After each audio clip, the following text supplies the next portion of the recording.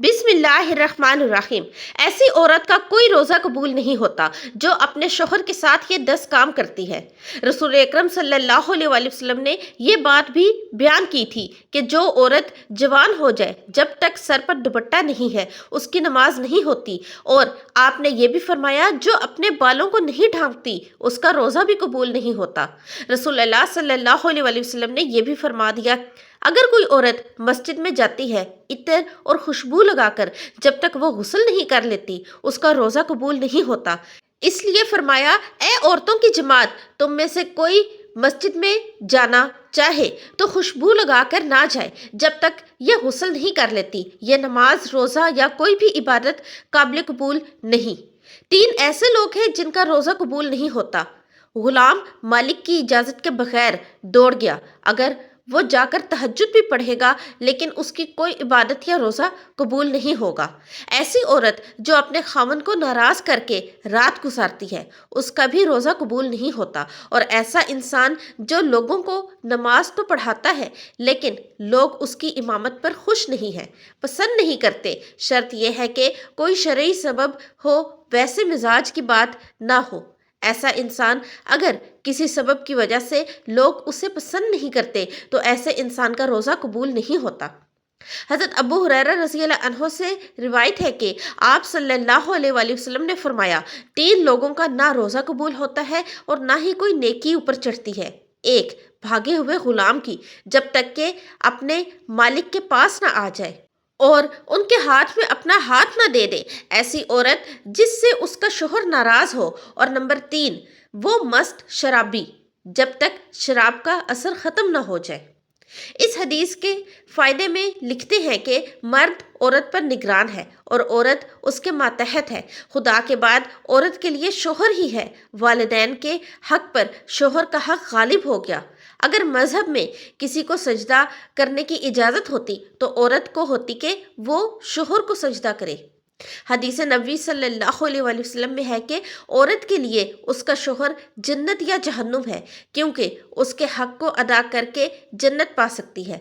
جس کا اتنا بڑا حق ہو بھلا اسے ناراض کیسے کیا جا سکتا ہے؟ پھر خدا نے جسے رفیق حیات بنایا ہے، زندگی بھر کا ساتھی اور معاون بنایا ہے، دنیا میں جس کا بغیر گزارا نہیں، اسے کیسے ناراض رکھا جا سکتا ہے؟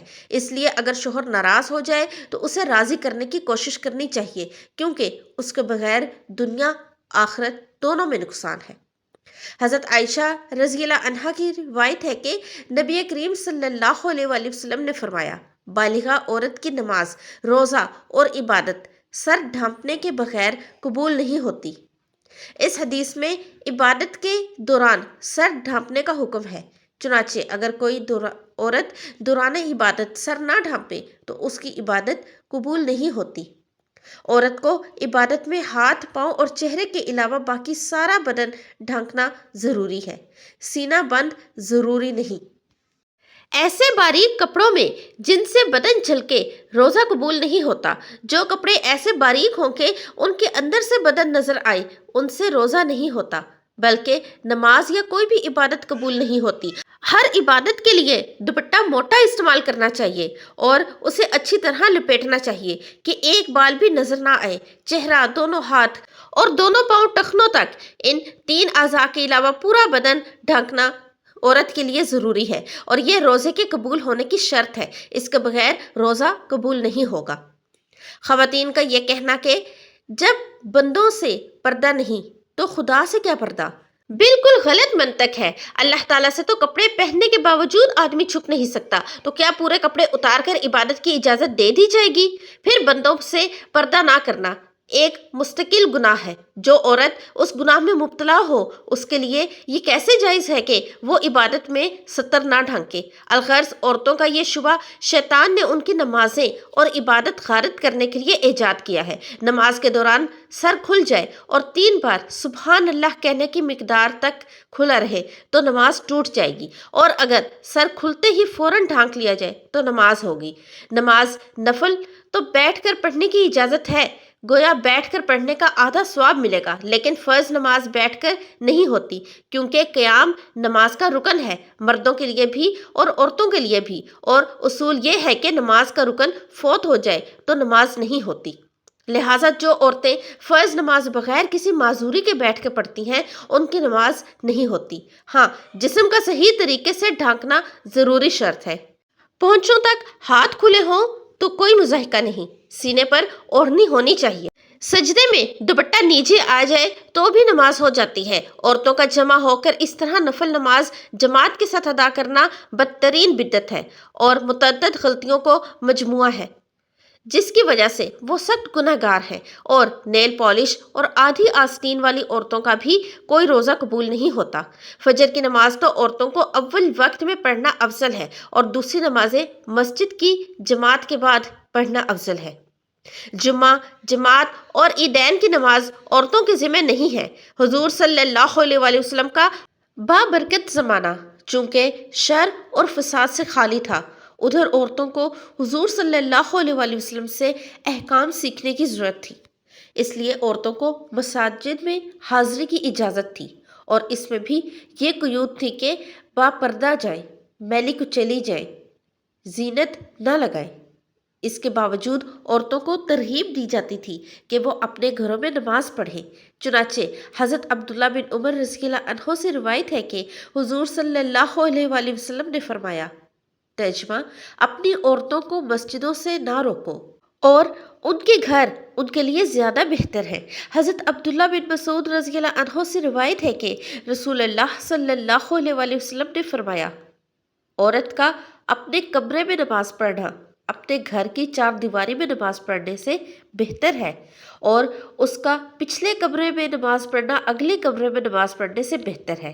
مسند احمد میں حضرت ام حبیب سعدیہ رضی اللہ عنہا سے مروی ہے کہ انہوں نے عرض کیا، یا رسول اللہ، میں آپ کے ساتھ نماز پڑھنا پسند کرتی ہوں۔ آپ صلی اللہ علیہ وآلہ وسلم نے فرمایا، مجھے معلوم ہے کہ تم کو میرے ساتھ نماز پڑھنا محبوب ہے، مگر تمہارا اپنے کمرے میں نماز پڑھنا گھر کے صحن میں نماز پڑھنے سے بہتر ہے، اور گھر کے صحن میں نماز پڑھنا گھر کے احاطے میں نماز پڑھنے سے بہتر ہے، اور احاطے میں نماز پڑھنا اپنے محلے کی مسجد میں نماز پڑھنے سے بہتر ہے، اور اپنے محلے کی مسجد میں نماز پڑھنا میری مسجد میں میرے ساتھ نماز پڑھنے سے بہتر ہے۔ راوی کہتے ہیں کہ حضرت ام حبیب رضی اللہ عنہا نے یہ ارشاد سن کر اپنے گھر کے لوگوں کو حکم دیا کہ گھر کے سب سے دور اور تاریک ترین کونے میں ان کے لیے نماز کی جگہ بنا دی جائے۔ چنانچہ ان کی ہدایت کے مطابق جگہ بنا دی گئی اور اسی جگہ نماز پڑھا کرتی تھی، یہاں تک کہ اللہ تعالیٰ سے جا ملی۔ یہ تو حضور صلی اللہ علیہ وآلہ وسلم کے دور سعادت کی بات تھی، لیکن بعد میں جب عورتوں نے ان قیود میں کوتاہی شروع کر دی جن کے ساتھ ان کو مساجد میں جانے کی اجازت دی گئی تھی، تو فقہائے امت نے ان کے جانے کو مکروہ قرار دیا۔ ام المومنین حضرت عائشہ صدیقہ رضی اللہ عنہا کا ارشاد ہے، جس کا ترجمہ ہے، عورتوں نے جو نئی روش اختیار کر لی ہے، اگر رسول اللہ صلی اللہ علیہ وآلہ وسلم اس کو دیکھ لیتے تو عورتوں کو مسجد سے روک دیتے، جس طرح بنو اسرائیل کی عورتوں کو روک دیا تھا۔ حضرت ام المومنین رضی اللہ عنہا کا یہ ارشاد ان کے زمانے کی عورتوں کے بارے میں ہے۔ اسی سے اندازہ کیا جا سکتا ہے کہ ہمارے زمانے کی عورتوں کا کیا حال ہوگا۔ خلاصہ یہ کہ شریعت نہیں بدلی، اور حضور صلی اللہ علیہ وآلہ وسلم کے بعد کسی کو شریعت کے بدلنے کا اختیار بھی نہیں، لیکن جن قیود اور شرائط کو ملحوظ رکھتے ہوئے حضور صلی اللہ علیہ وآلہ وسلم نے عورتوں کو مساجد میں جانے کی اجازت دی، جب عورتوں نے ان قیود کو، شرائط کو ملحوظ نہیں رکھا تو اجازت بھی باقی نہیں رہے گی۔ اسی بنا پر فقہائے امت نے، جو در حقیقت حکمائے امت ہیں، عورتوں کی مسجد میں حاضری کو مکروہ قرار دیا، گویا یہ چیز اپنی اصل کے اعتبار سے جائز ہے مگر کسی عارضے کی وجہ سے ممنوع ہو گئی۔ اور اس کی مثال ایسی ہے کہ وبا کے زمانے میں کوئی طبیب امرود کھانے سے منع کرتے، اب اس کے یہ معنی نہیں کہ اس نے شریعت کے حلال اور حرام کو تبدیل کر دیا، بلکہ یہ مطلب ہے کہ ایک چیز جو جائز حلال ہے وہ ایک خاص موسم اور ماحول کے لحاظ سے مضر صحت ہے، اس لیے اس سے منع کیا جاتا ہے۔ اللہ تعالیٰ نے رمضان شریف میں روزانہ افطار کے وقت ایسے 10 لاکھ آدمیوں کو جہنم سے خلاصی فرماتے ہیں جو جہنم کے مستحق ہو چکے ہیں، اور جب رمضان کا آخری دن ہوتا ہے تو یکم رمضان سے آخری رمضان تک جس قدر لوگ جہنم سے آزاد کیے گئے ہوتے ہیں ان کے برابر اس ایک دن میں آزاد فرماتے ہیں۔ فرشتے حضرت جبرائیل علیہ السلام سے پوچھتے ہیں، اللہ تعالیٰ نے آپ صلی اللہ علیہ وسلم کی امت کے مومنوں کی حاجتوں اور ضرورتوں میں کیا معاملہ فرمایا؟ وہ کہتے ہیں اللہ تعالیٰ نے ان پر توجہ فرمائی اور 4 شخص کے علاوہ سب کو معاف کر دیا۔ صحابہ نے عرض کیا وہ 4 شخص کون ہیں؟ حضور صلی اللہ علیہ وسلم نے ارشاد فرمایا، ایک وہ شخص جو شراب کا عادی ہو، دوسرا وہ شخص جو والدین کی نافرمانی کرنے والا ہو، تیسرا وہ شخص جو قطع رحمی کرنے والا اور ناطہ توڑنے والا ہو، اور چوتھا وہ شخص جس کے دل میں کینہ ہو، آپس میں قطع تعلق کرنے والا ہو۔ اللہ پاک ہمیں دین کی سمجھ نصیب فرمائے اور ہمارا خاتمہ ایمان پر فرمائے، آمین ثم آمین۔ محترم ناظرین، کمنٹ سیکشن میں ایک بار صلی اللہ علیہ وسلم ضرور ٹائپ کریں۔ اللہ حافظ۔